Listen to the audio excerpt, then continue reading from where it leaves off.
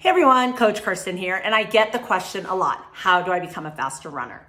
So most people want to be faster in a race or hit a specific goal without actually having to ever run that pace in training. So that doesn't really make sense. If your body doesn't know how to run an 8-minute pace, then you're not going to be able to race at an 8-minute pace. So in your training, you need to do some runs where you are running faster if you want to race faster.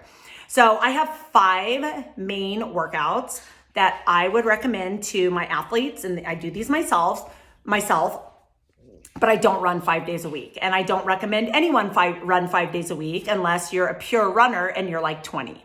Other than that, there's a lot of other things you can do to train your body to be a better runner without running all the time. And we could talk about those on a whole nother video because I feel like my videos always get way too long. So instead of going over all 5, I'm gonna go over one, and then I'm gonna do a series of 5 videos to explain each one to you. So today we're gonna talk about descending intervals. So descending intervals, you can do this during any of your runs. When I like to do this is when I'm feeling like crap. So today, actually, I was doing a 5K and I was trying to push myself, and my belly has been kind of upset lately. I've been running slower because I've had this like glute hip thing going on. And so when I'm feeling either tired or sore, or I just don't feel like running, I'm like, this is perfect for a descending run. So descending means every mile you get faster. You can do this in any distance of a run. So let's say you have a 9-mile run. Maybe you're training for a marathon and you have a 9-mile run. You can descend miles 1 through 3 and then go back and descend miles 4 through 6 and then 7 through 9. It would be hard to descend all 9 miles, but you could do that as well. You can start off even walking the first mile. If you're really feeling blah and you're like, oh, you don't even want to do this, just get started. Walk your first mile and maybe try to get 5 or 10 seconds faster each mile. And by the end, you're probably feeling good, you're warmed up, and you can push the pace a little bit. So today I did a 5K, which is 3 miles. And my first mile, I was feeling a little blah. So I'm like, just kind of like jog it out, maybe a 4 out of 10 for effort. And then my second mile, I was feeling a little better. So I pushed it a little bit, maybe a 6 out of 10 effort.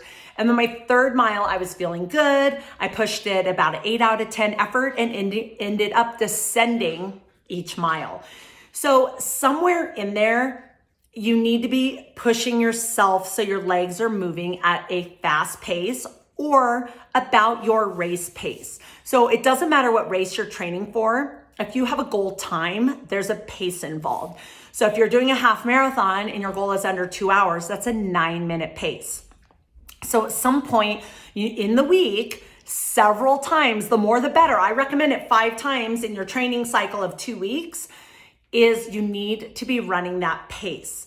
So let's say my goal is a 9-minute mile in my race, and I'm doing a 3-mile run today and I feel like crap. So I'm gonna start off and maybe doing like an 11-minute pace because I'm not feeling great. I just need to get my body moving.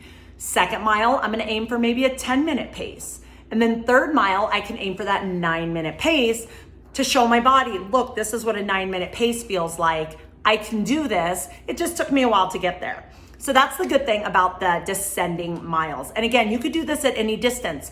So last week I was, again, feeling like, oh, I don't want to run. It was really hot out. I couldn't run until like 2 in the afternoon. And I was doing a 6-mile run.